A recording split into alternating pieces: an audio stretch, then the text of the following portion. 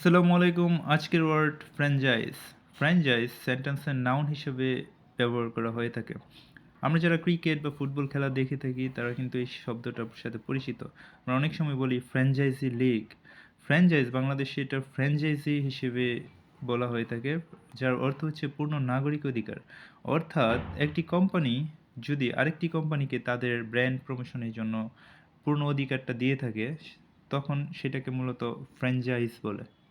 He owns a fast food franchise, the right to vote in public election. অর্থাৎ public ইলেকশনে যে vote দেওয়ার যে অধিকারটা সেটাও কিন্তু ফ্র্যাঞ্চাইজ হিসেবে ইউজ করা হয়ে থাকে। He wants a fast food franchise, সেটা আমরা অলরেডি বুঝে ফেলছি। Which word is closest in meaning to franchise? 38তম বিসিএস এই কোয়েশনটা আসছিল। ইউটিলিটি, ফ্র্যাঙ্কনেস, সুপারফিশিয়াল, এই তিনটা হবে না। আমরা জানি প্রিভিলেজ মানে হচ্ছে বিশেষ অধিকারে থাকা। তো ফ্র্যাঞ্চাইজ যেহেতু পূর্ণ নাগরিক অধিকার, এর সাথে প্রিভিলেজটা সিমিলার। ইউটিলিটি অর্থ উপযোগিতা, ফ্র্যাঙ্কনেস সরলতা, সুপারফিশিয়াল অগভীর। Thanks for watching my videos. For more details subscribe my channel.